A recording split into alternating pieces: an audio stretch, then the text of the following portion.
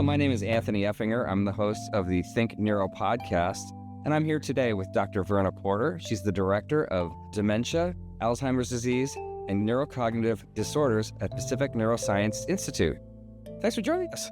Thank you so much for having me. My pleasure. So, quick question, not so quick, but right off the bat, what is the difference between dementia and Alzheimer's disease? That is a great question. I get asked that a lot because I think there's somewhat of a misunderstanding about those two terms, whether they're synonymous or whether they're really distinct and different. And the answer is Alzheimer's disease is a specific diagnosis. It's its own entity. It has a pathophysiology, it has certain treatments, certain characteristics that are distinct and unique to Alzheimer's.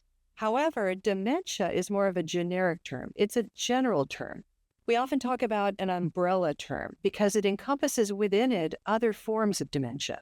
So there's Alzheimer's dementia, but there's also vascular dementia, dementia with Lewy bodies, Parkinson's-related dementia, etc.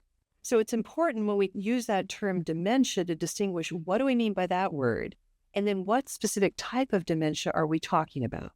And the thing about dementia is, by definition, what it means is you have deficits not only in memory, but in other aspects of cognition like visual spatial skills, language-based skills, executive functions, which is reasoning, judgment, problem solving, maybe even changes in mood, personality, and behavior that are all uniquely beyond normal limits. So when you think about how a person compares to their peer group, other people, their age, their gender, their educational level, we're talking about deficiencies in those areas that are beyond normal limits. That's really the definition of dementia. And then you want to talk about what is the root cause? What sort of disease process are you talking about? Are you talking about Alzheimer's disease or something else? And that's how you can begin to really understand what are the opportunities, how can you intervene, what are the treatments? What percentage of dementia is caused by Alzheimer's? That's a very good question. It's usually about 60 to 70% of forms of dementia are actually due to Alzheimer's disease pathology. So that's it's why the vast majority, which is interesting. And that's why so much interest and research and so on focuses on this particular diagnosis, is because it's by far and away the most prevalent form of dementia. And that's why we tend to maybe conflate those things too. Exactly. Terms, correct? That's right. That's why oftentimes people equate the word dementia with Alzheimer's disease. But if you do that, and obviously in order to treat it properly, you need to be much more specific. Yes. And you need to understand what Alzheimer's is. So let's talk about what is Alzheimer's. So Alzheimer's disease is a particular disease process in which there are pathophysiological changes that are occurring in the brain. Some of the main things that we observe in terms of what's causing the problem is the deposit of various abnormal proteins that are present within the brain, in terms of extracellular deposits and also intracellular deposits. The extracellular deposits are amyloid protein or plaques that form, that essentially, unfortunately, kind of gum up the works of how the nerves are talking one to the other. There are also intracellular problems with different proteins, tau, T-A-U proteins, that become abnormally phosphorylated. So they become changed and they cause this misfolded protein, which is present in the interior of the cell, which also gums up the works of the cell from an intracellular perspective. I have to stop you and ask you phosphorylation. So what does that mean? It's an abnormality that occurs. There's a change, a chemical structural change that occurs to this tau protein that it causes it to misfold or become abnormally adherent to these microtubules within the cell structure. And we're inside the cell now. Changes, exactly. Changes within the interior of the cell. So there are these within the cell changes and these extracellular changes, both of which are interfering with the efficiency of how the brain cells are working. And ultimately what that translates into is problems with memory and thinking. And thinking, that word can be things like visual spatial skill changes or problems, executive dysfunction. So it can affect different domains of thinking and memory. So it's not just a memory problem, it's a cognitive problem. Are the changes inside and outside the cell related? They're caused by different particular processes, but it's all common to the pathophysiology of Alzheimer's.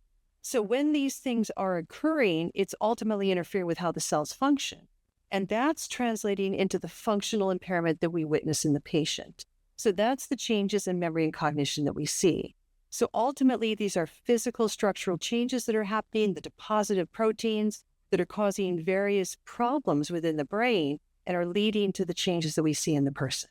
Does this mean that Alzheimer's is kind of coming at us in two ways? Well, that's a very good observation. And so that leads a little bit into some of the research that's been done, because a lot of the research is focused on the amyloid protein, the plaques, the extracellular deposit. Outside. Outside.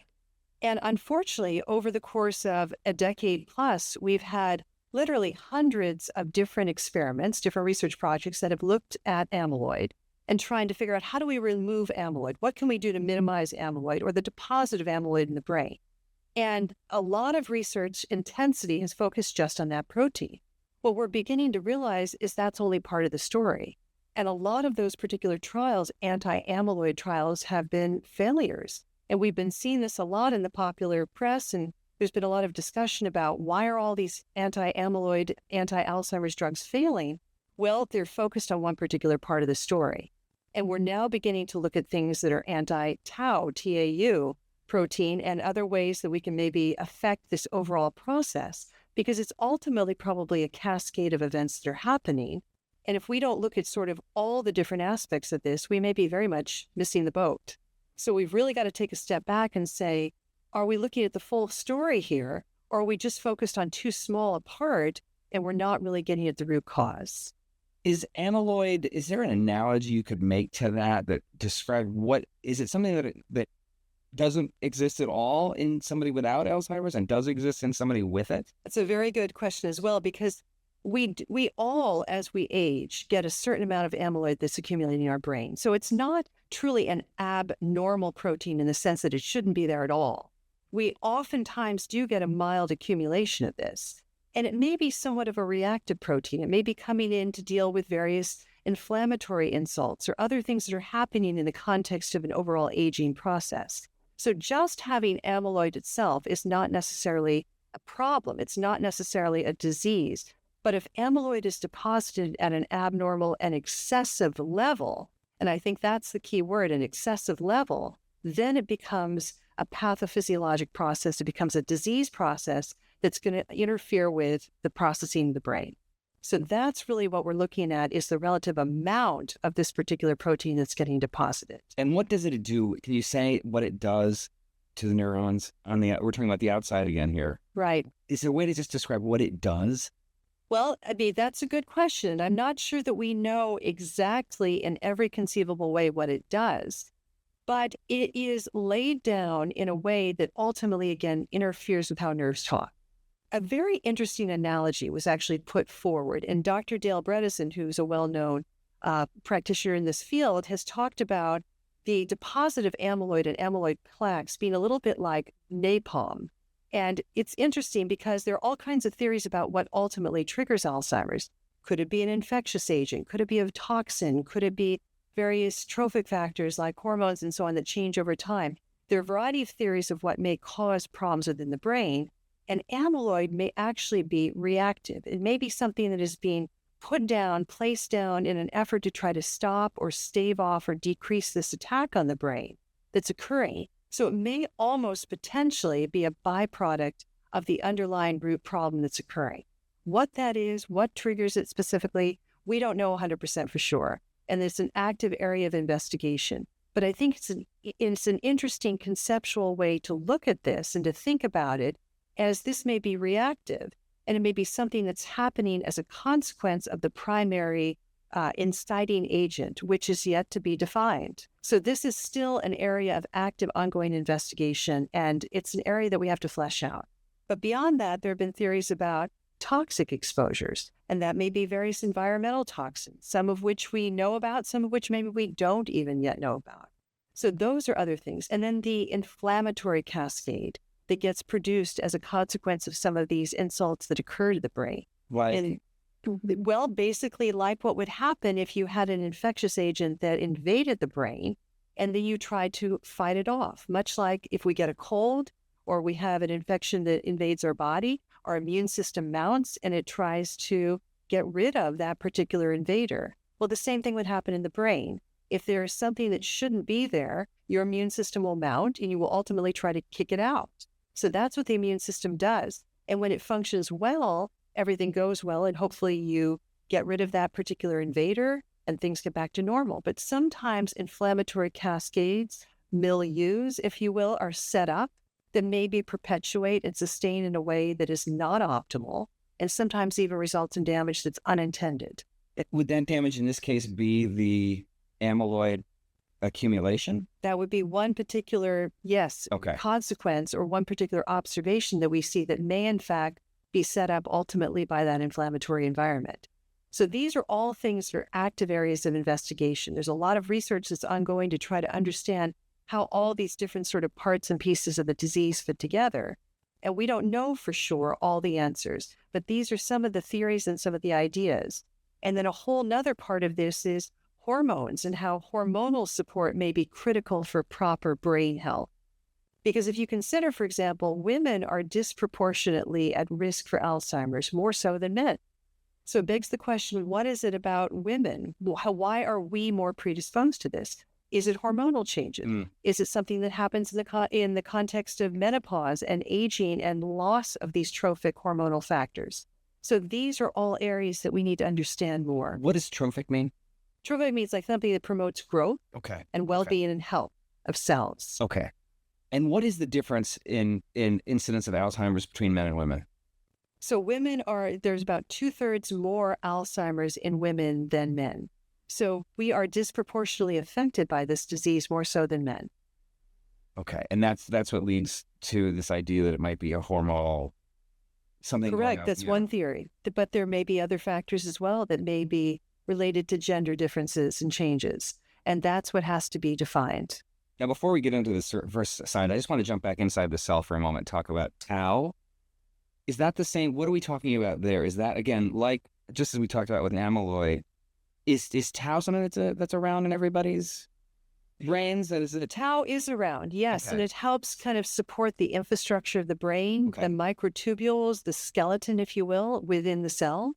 But if this particular protein changes in configuration, its overall chemical structure, that it can cause a misfolding of some of these proteins within the brain, and these microtubules begin to break down and they're not functioning as well, which can affect the intracellular environment and cause problems with cell health and well-being. Okay. And so it's another mechanism, different and distinct from the amyloid deposit. They may very well relate. They may have a lot of interrelationship, and we have to kind of figure out what that is. And that's an open question right now. That's right. But suffice it to say, in Alzheimer's patients, you're going to see both of these.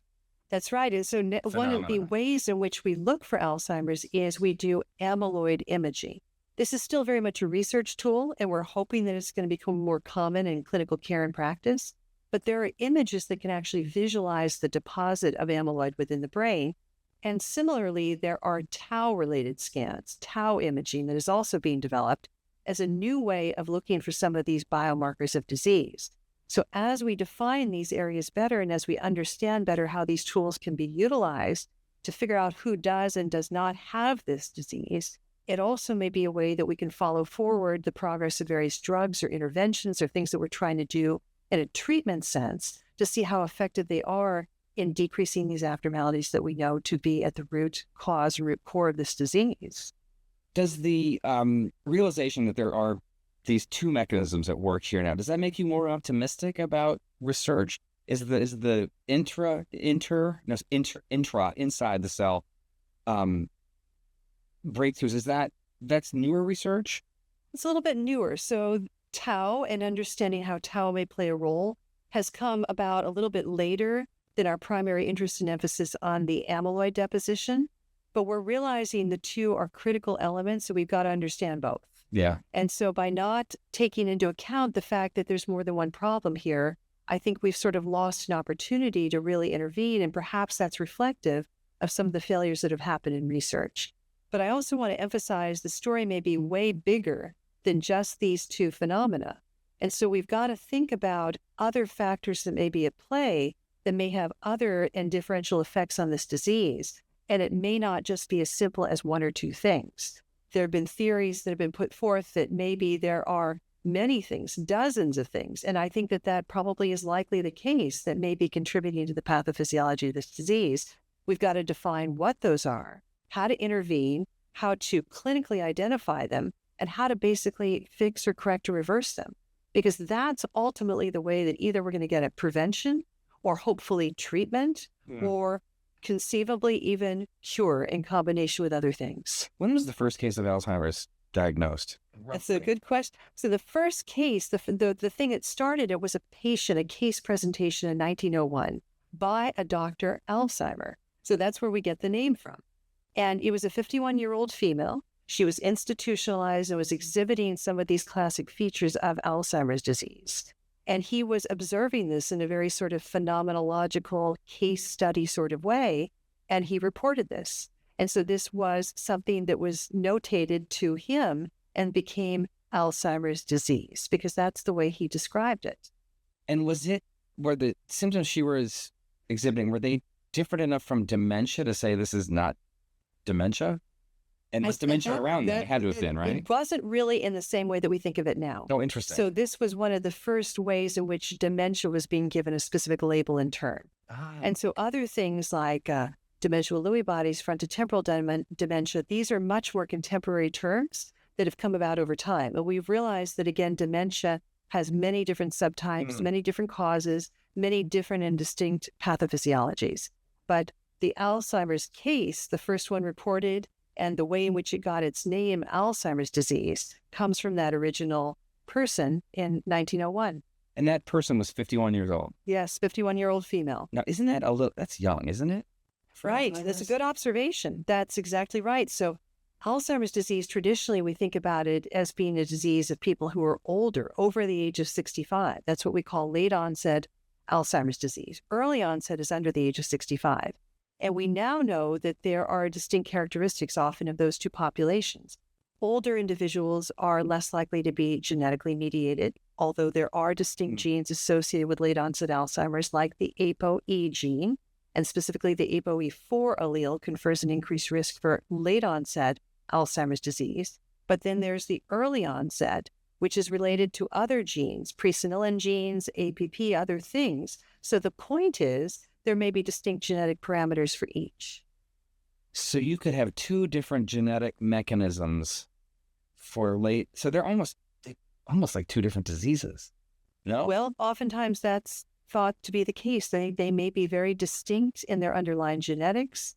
It may be that there are commonalities that are shared, like the deposit of amyloid, for example, but the root cause, the thing that perpetuates it, could be very different. And that's part of the challenge of research, is to try to identify just that. This is a really tricky disease. It is really tricky. For those two reasons. One, the two different cellular phenomena, and then these early and late. And I think also a new push and emphasis in this entire field is looking at many different factors. Dale Bredesen, again, with whom I had an affiliation over at UCLA through the Mary Easton Center.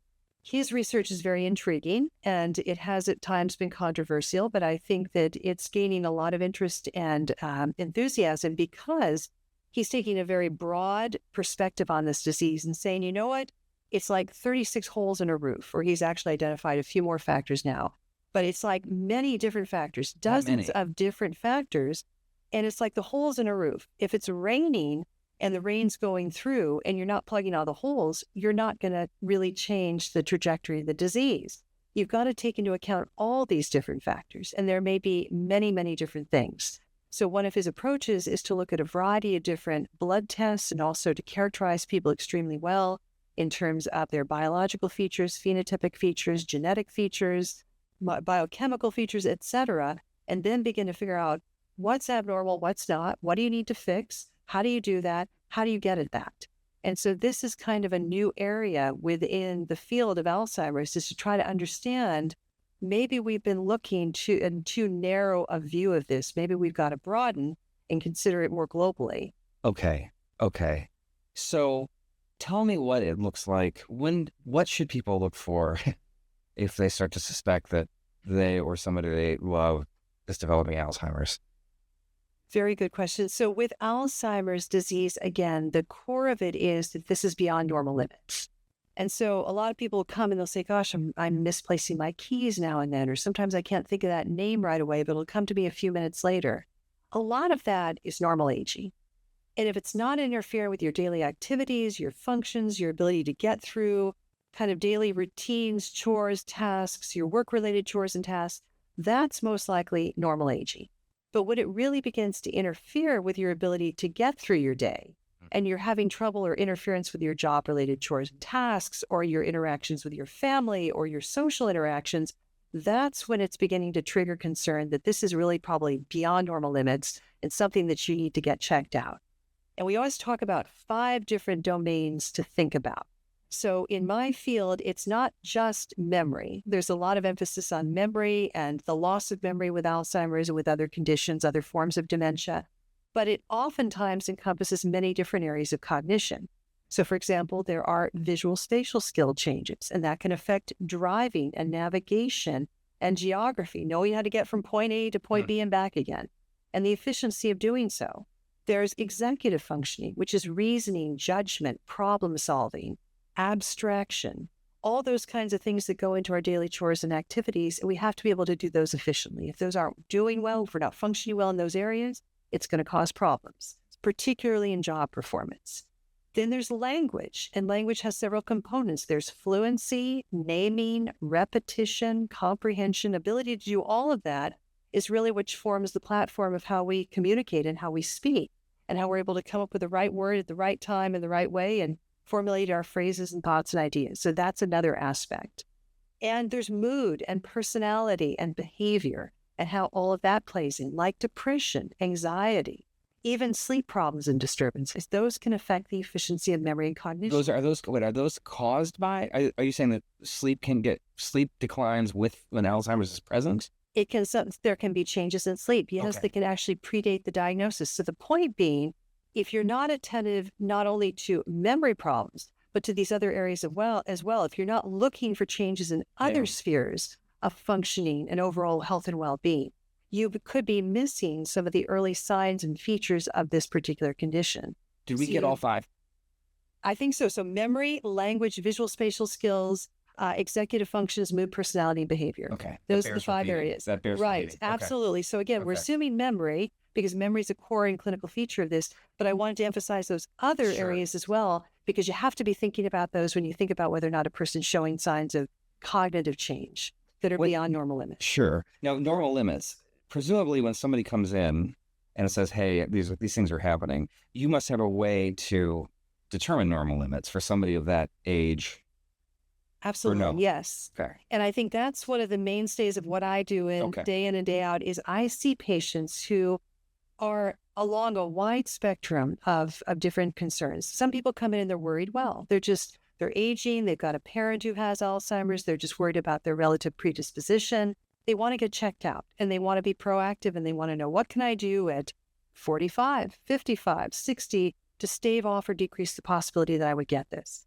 Then I see people at the opposite end of the spectrum who clearly have abnormalities, identifiable disease, and they're wanting to know, what is this? What's my diagnosis? What can I do?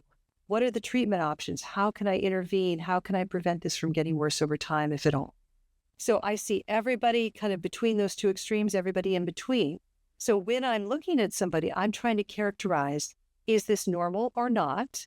Can we get a baseline against which we can measure their progress? What is that baseline? How do we do it? And how do we look in a very sort of global way?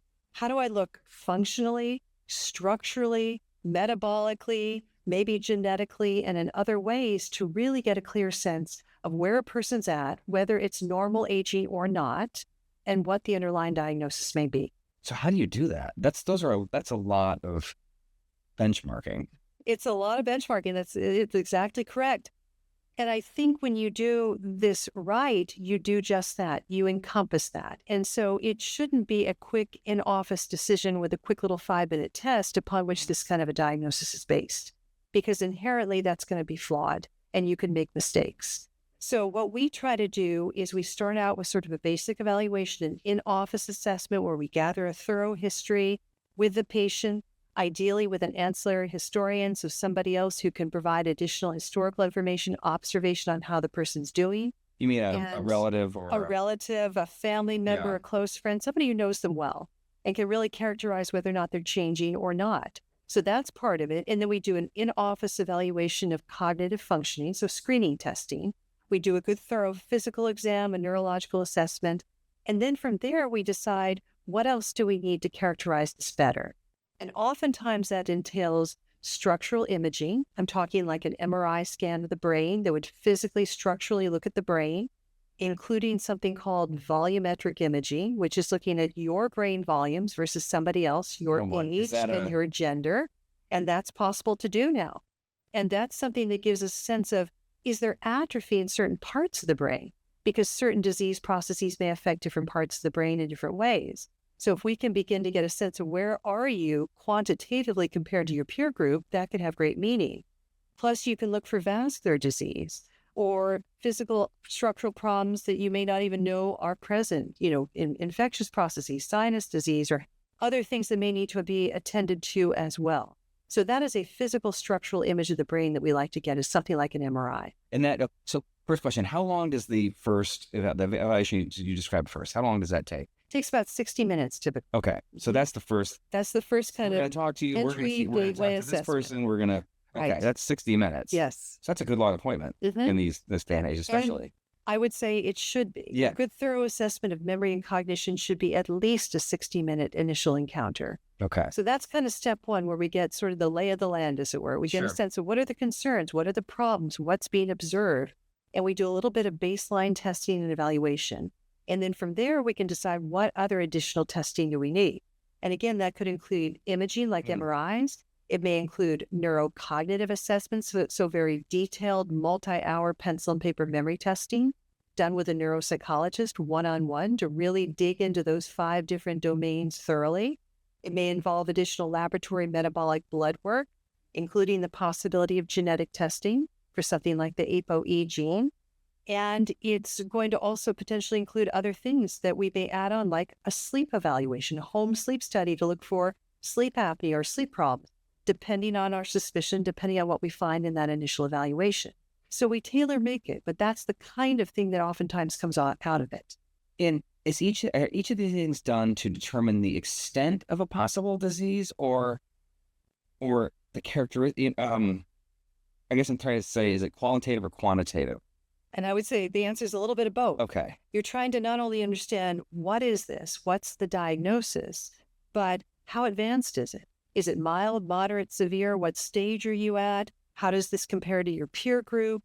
How does it affect the different 5 domains that we talked about: memory, language, visual, spatial skills, executive functions, mood, personality, behavior? How does it encompass those or involve those? So you're trying to get, again, that broad sweep of where are you at? What is it? Where is it? How is it affecting you? And what are the opportunities? So you're trying to get a very broad perspective on what you're dealing with.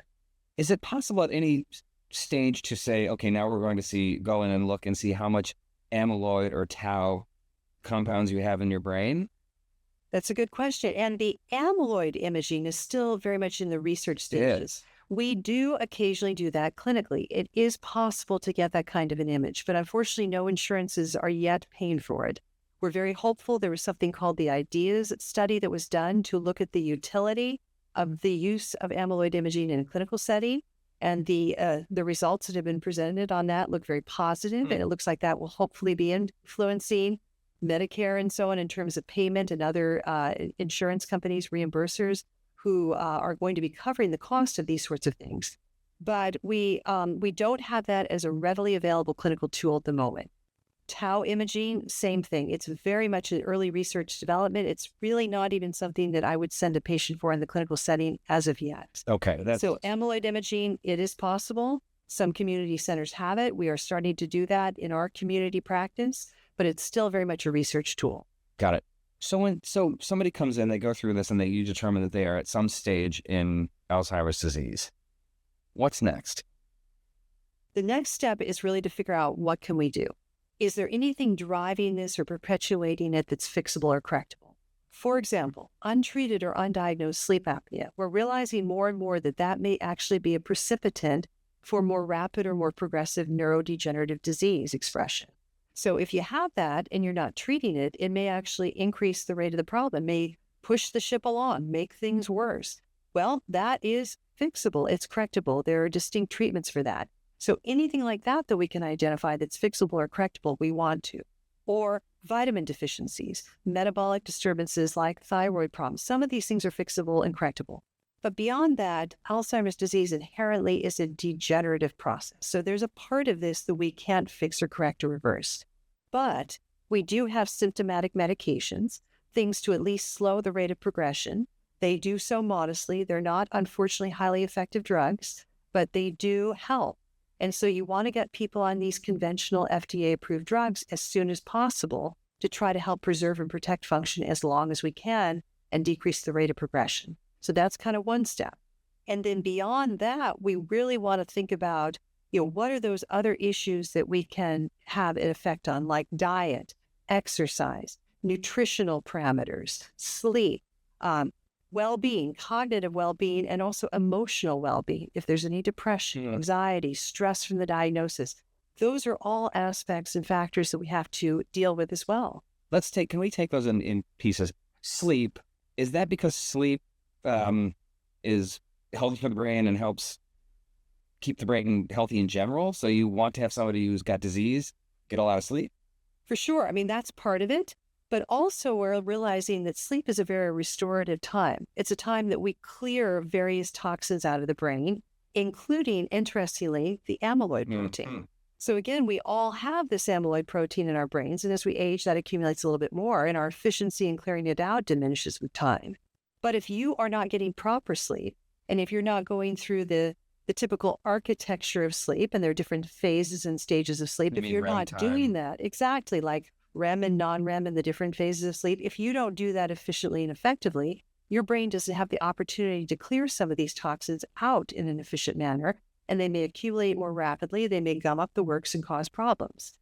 But if we identify those sorts of things early, particularly in young people who are still working and productive and active, who are beginning to develop sleep problems, if we deal with that early, maybe we decrease the risk or the chance or the possibility of people emerging into a degenerative state. So get good sleep. Get good sleep. That's absolutely one of those holistic lifestyle factors that we need to be paying a lot more attention to. And we haven't. And we haven't up to this point. So it's something's changing there, but right? I think absolutely. Our sensitivity to that as being a provocative factor for neurodegenerative disease has changed a lot, even the last 5 years. So how do you get somebody to get better sleep? If they do have sleep apnea, there are machines that can deal with that, but what other steps do you take? Well, I think identifying if there is or is not a sleep disturbance and what's causing that. And oftentimes I will work collaboratively with a sleep medicine physician to try to understand, why are they having insomnia? Why are they having restlessness? Why are they awakening multiple times at night? Are those things fixable and correctable? So a multidisciplinary partnering and effort to enhance cognitive health and well-being is oftentimes needed. And that's one of our cardinal approaches at Pacific Brain Health, is to try to work in a collaborative, multidisciplinary way with colleagues in different areas to look at all of these different aspects. So for example, in my practice, I work with a geriatric psychiatrist. I work with a geriatrician. I work with a neuromuscular gait and balance specialist to make sure that people are physically moving and able to exercise and engage in life. I oftentimes work with a sleep doctor. And we have lots of people who work collaboratively in this type of format to look at different aspects of the disease and make sure that we're not missing an opportunity. And you're in the same building. We're in the same building. That's the amazing thing. Yes. The beautiful thing, it's amazing, and it allows for real-time interactions. And one thing I think that we're doing in a rather unique way that isn't done in all centers is we will sometimes couple these visits into the same day, because these patients, they may have difficulty driving or with transportation, or if you're asking a family member to take time off of work and come in, you don't want to have people have to come for 5 different visits to see 5 different doctors. If you can do those on a single day, or maybe at least on a couple of visits rather than 5 different spread out over a long time visits, that's a victory. And that's a way of consolidating the care and making it highly efficient and focused and problem solving in the sense of getting to the end goal of what is this and what can we do about it sooner and faster and more efficiently. Well, as somebody who's taking care of an aged mother, I thank you, because that's a real thing. That's the real thing. And I think if we can help relieve the stress on key. families, Yeah. because we also think about this as a family disease. It's the patient, of course, but it's a disease that unfortunately permeates the family. And it affects so many different people who are trying to help and facilitate that patient's progress through this, that we've got to be mindful of that and supportive of that for the family as a whole. You mentioned diet. What do we do there? Yes. So diet, we're learning more and more about diet and what we can do and what some of our opportunities are. I would say a very basic approach is something called the MIND diet. That's an acronym, MIND. It's kind of a modified Mediterranean type diet. It's similar a little bit, has some aspects of the DASH, DASH diet, but a lot of it is a little bit intuitive. It's, low fats, low processed foods, low cholesterol. And then looking also at things about how do we minimize excessive sugar intake and what does that look like? Certain fruits are very, very high in sugars. They may be healthy in some ways, but very, very high in sugars. So be mindful of that. Papaya and things like that can be very high in sugars, or even watermelon. So we have to think about, what are we choosing? What types of foods? How are we utilizing them? It doesn't make sense. Are we optimizing brain health? And then there's also a lot of interest in ketogenic diet and intermittent fasting. But these are other areas that are being developed more. And so I often partner with a nutritionist in terms of deciding which of these different types of diets, or even theories about intermittent fasting helping, and having 12 to 16 hour periods of time where you're not taking or ingesting things with calories, and whether or not that allows the body to sort of purge and clear out toxins. Is that the idea behind fasting in this case? That's one of the ideas, and how it helps brain health and brain regeneration in terms of allowing the brain not to have a heavy glucose load, to kind of be a little bit quiescent, to allow it to regenerate and get back down to a more baseline state before the next, infusion of fuel, of glucose and so on into its system. Is that the same idea behind limiting sugar, the glucose load to the brain? Yes, and also sugar, of course, high intake of sugar can lead to diabetes, which becomes a vascular risk factor. We realize that minimizing vascular risk factors is extremely productive, not only in cardiovascular health, but in cerebral vascular health. And if you have good cerebral vascular health, that may help decrease the risk of degenerative disease. So these things are far more intertwined than I think we at first appreciated. So what are some of the risk factors for Alzheimer's? Risk factors are very interesting because some of them we believe are modifiable, and some of them I think are clearly not. Like, for example, one of the biggest risk factors for Alzheimer's disease is age.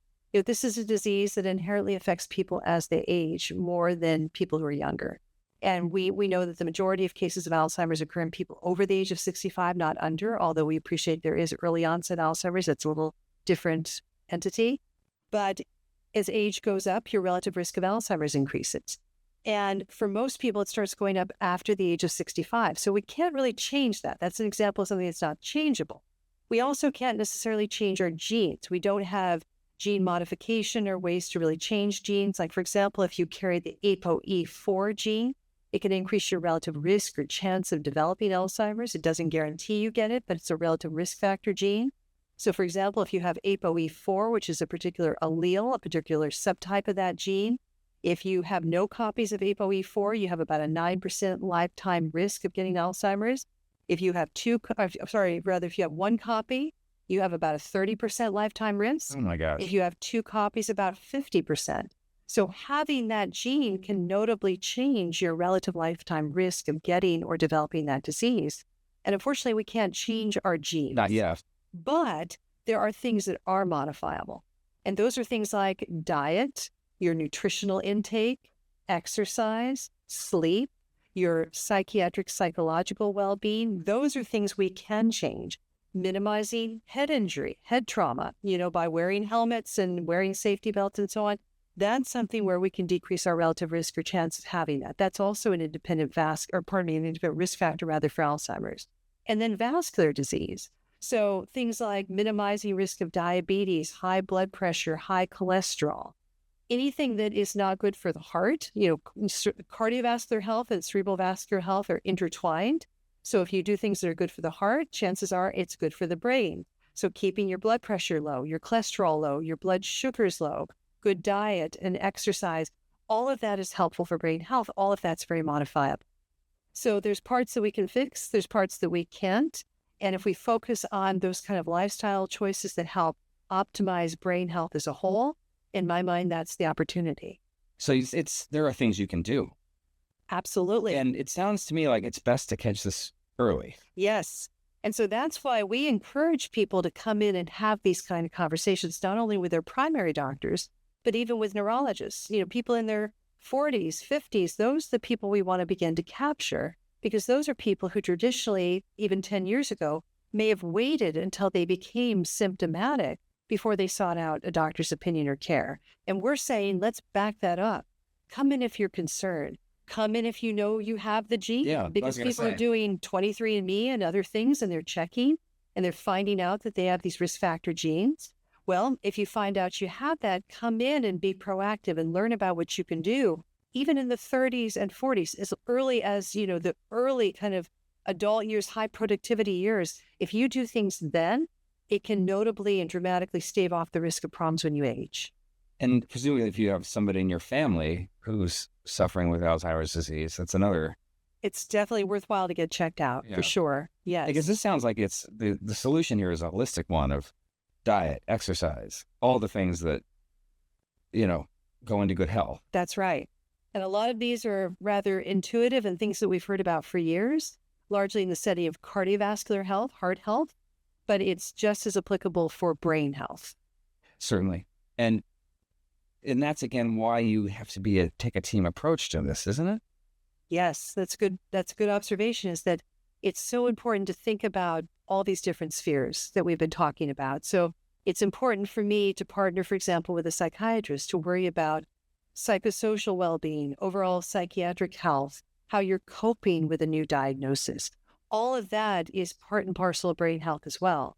So it's not just metabolism and structure and physical aspects. It's all the psychosocial, emotional aspects, social aspects that go into this that are so important too. Is that what you mean by psychosocial? The psychological, social. So for example, if we want to optimize our brain health, we want to be psychiatrically healthy. So we want to hopefully be free of mental conditions that can be treated or fixed, like depression, anxiety, things like that. You want to be psychologically resilient and healthy in terms of coping strategies, minimizing stress, making sure you're doing things for your overall well-being, getting good sleep. And then there's social health. So getting out, being interactive, kind of interfacing, if you will, with your environment and with people in an effective strategy and way that makes it meaningful. So you have purpose, you have things that you're trying to do to optimize your sense of contribution and your personal sense of well-being. These are all critical for brain health. And would that be, say, volunteering if you're an older person who's out in the workforce? Good example. Like that? Volunteering or becoming involved in a book group or sharing your expertise in a particular area through lecture series or community-based programs. All of that is such a healthy way to not only contribute and add back to society, but also to have a sense of validation of who you are as a person and the relative contributions that people can make, particularly as they age, particularly as they get past retirement, so that they don't go into this sense of quiescence, senescence, but they go more into a sense of, I'm going to contribute, but in a different way. I'm going to add back and do things that maybe I didn't have time for when I was working or when I was younger. And now here's an opportunity for me to kind of retool and rethink about what interests me and how I can give back in a new and unique way that's challenging for me as an individual. That's what we want to promote. What does that socialization part do to the brain? Can you see it? What does it do to the brain to keep it healthy? Well, I think it does a lot of things. It decreases inflammation, and it decreases things that can be damaging to the brain by downregulating stress responses and stress hormones and various things that cause kind of that fight or flight response. But also, I think a personal sense of well-being can help with better sleep, which again helps clear out those toxins. It can help promote better neurogenesis. So we actually understand now that socialization can help build new nerve connections and help regenerate ones that were perhaps more quiescent, not as active. And we also know that being socially active and physically active exercise can help increase brain volume, brain health, and well-being. So Interestingly, we don't have a drug that can help maintain brain volume and function and structure as well as exercise does. And most people aren't getting the recommended amount of exercise. So socialization and exercise, if you can do it in a group setting, that's kind of even better. But exercise of and within itself is particularly helpful and effective. The CDC recommends that most adults get about 150 minutes a week of moderate aerobic exercise. So about 20 to 30 minutes a day, ideally. And most people are getting way under that, if that at all. So that is an example of kind of a public health, concern that we have to educate people about the importance of that in terms of maintaining their physical health and well-being and their cognitive health and well-being. So when I see seniors in the pool doing the water aerobics class with a teacher and there's a group, that's a good thing. That's a great thing. That's a great thing. Yes. Exercise? Social, get you out and a little about. bit challenging. Yes. Mentally challenging. Yes, okay. You're integrating with other people in your community. That's exactly what we want to see. It's amazing that socializing can have an increase in something like in brain volume. Yes. That's the amazing thing, is that is what we rely on as living beings to help regenerate and restore and reconnect different parts of the brain. If we're not challenging our brain, it's just like a muscle. You use it. If you don't use it, you'll lose it. Well, the brain is a little bit the same way. If you're not using it, if you're not challenging yourself, if you're not doing new and intriguing things, you're going to lose synaptic connections, neural connections, and the brain is going to degenerate in different ways. But if you stimulate yourself and you get out and you're active in these different ways, it allows for new neurogenesis. And that's something that we didn't always appreciate. We didn't realize the brain had this level of plasticity. So this is a relatively new understanding that's evolved particularly rapidly in the past decade, extraordinarily rapidly in the past 3 to 5 years. I've read a lot about that. Do you find people come to you who are sort of isolated and aren't making the most of, say, opportunities after being out of the workforce? And do you then, can you get them re-engaged? That's exactly what we're trying to do, is do just that, get them re-engaged and help them to sort of redefine purpose. So as people age and as they retire, oftentimes there's a little bit of an existential crisis that happens, a redefining of who they are, what their role is, what their contributions can be, what their role in their family may be. And as people struggle with this, if they come out the other end of that with a productive sense of who they are and how to redefine and refocus, that's a win. That's positive. But sometimes there's very much a pulling back and a sense of defeat and a sense of kind of confinement, and that my world has suddenly become far narrower and smaller than it ever was. And that obviously can change viewpoints, and it can change ability to do all these things we're talking about, like get out in the community, interact, be social. How do you so do we're that? trying to kind of reconfigure that. Sometimes that involves social workers. Sometimes it involves good nurse practitioners with a lot of psychosocial training. Sometimes it involves just re-education of people about the value and the importance of doing this. And this is all part of the educational piece of brain health and what that means and how that carries throughout the lifespan. And it's not just something that you do in your 30s, 40s, and 50s, and it's something that you have to do throughout your life. So how does P&I attack this uniquely? Well, one of the unique things we're looking forward to doing very soon is what we're going to call HEAD Talks as opposed to TED Talks, and how we're going to try to, use different platforms and so on to get out and to disseminate information, doing things like podcasts, which we're doing now. These all become ways to get the word out and to help inform people about what the opportunities are. And then to formalize that education a little bit through things like these HEAD Talks, or even just one-on-one in our interactions with patients and families over time as we provide this educational piece to brain health and well-being. These are all different ways that we hope to kind of get this message out and help people understand that this is something that needs to happen. As soon as you hear it, meaning whether you're in your 30s, 40s, 50s, and especially when you're aging and as you're into the more advanced aging years, this is critical.